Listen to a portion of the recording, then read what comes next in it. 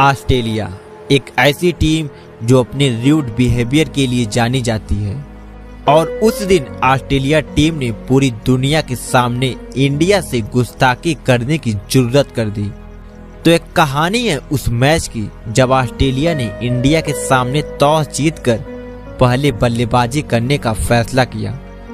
उस फैसले से पूरी दुनिया हैरान हो गई क्योंकि उस वक्त भारत की इस त्रिमूर्ति के सामने कोई भी टारगेट सेफ नहीं होता था, क्योंकि तीनों ही खिलाड़ी टारगेट कितना ही बड़ा क्यों ना हो उसे खड़े खड़े हासिल कर लेते थे। लेकिन ऑस्ट्रेलिया ने उस दिन भरे मैदान में इंडिया को चुनौती दे दिया और मैच शुरू होता है। ऑस्ट्रेलिया के एरोन फिंच और ह्यूज इस मकसद से मैदान पर आ रहे थे कि आज इतना बड़ा टारगेट रखेंगे कि भारत वहां तक तो पहुंचने की सोच ही नहीं सकता। और पहले ओवर की चौथी बॉल पर जोरदार चौका जड़ अपने इरादे को स्पष्ट कर दिए।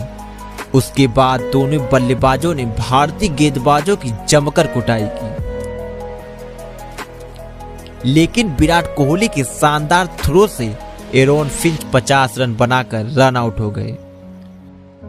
उसके बाद वाटसन क्रीज पर आए और लगातार चौके छक्के मारते रहे और स्कोरबोर्ड को आगे बढ़ाते चले गए। और ह्यूज ने भी अपना 50 पूरा कर लिया और उसके बाद वाटसन का भी 50 पूरा हो गया। इन दोनों के बीच में 97 बॉल पर 103 रनों की पार्टनरशिप हो चुकी थी। लेकिन फिर विनय कुमार के ओवर में वाटसन 2 चौके मारने के बाद वह ईशांत शर्मा को बाउंड्री पर कैच थमा बैठे। ऑस्ट्रेलिया एक पहाड़ जैसे टारगेट की तरफ बढ़ रहा था। ऑस्ट्रेलिया का स्कोर 200 पार 36.3 ओवर, सिर्फ 2 विकेट खोया था। अब बेली मैदान पर आए और आते ही बड़े शॉट्स खेलना शुरू कर दिया। तभी अश्विन की गेंद पर ह्यूज 83 रन बनाकर MS धोनी को कैच दे बैठे। लेकिन इसके बाद जो तूफान आया उसने सभी क्रिकेट प्रेमियों के होश उड़ा दिए। ग्लेन मैक्सवेल आते ही छक्का से अपना खाता खोला।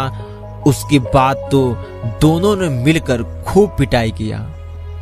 उसके बाद वेली और मैक्सवेल ने मिलकर भारतीय गेंदबाजों की अच्छे से खबर लिया और देखते ही देखते दोनों बल्लेबाजों ने अपना 50 पूरा कर लिया। लेकिन एक कंफ्यूजन के चलते मैक्सवेल 32 गेंदों पर 53 रन बनाकर रन आउट हो गए। लेकिन बेली शानदार फॉर्म में दिख रहे थे और 92 रनों की नाबाद पारी खेल ऑस्ट्रेलिया को 259 रनों तक पहुंचा दिया और ऑस्ट्रेलिया ने अपना रुतबा पूरी दुनिया को दिखा दिया, क्योंकि यह भारत के सामने बहुत ही बड़ा टारगेट था।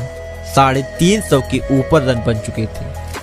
अब भारत की इनिंग की शुरुआत होती है। रोहित शर्मा और शिखर धवन मैदान पर आते हैं और शुरुआत बहुत धीमी हुई क्योंकि शिखर धवन ने तीसरे ओवर की लास्ट बॉल पर पहला चौका मारा।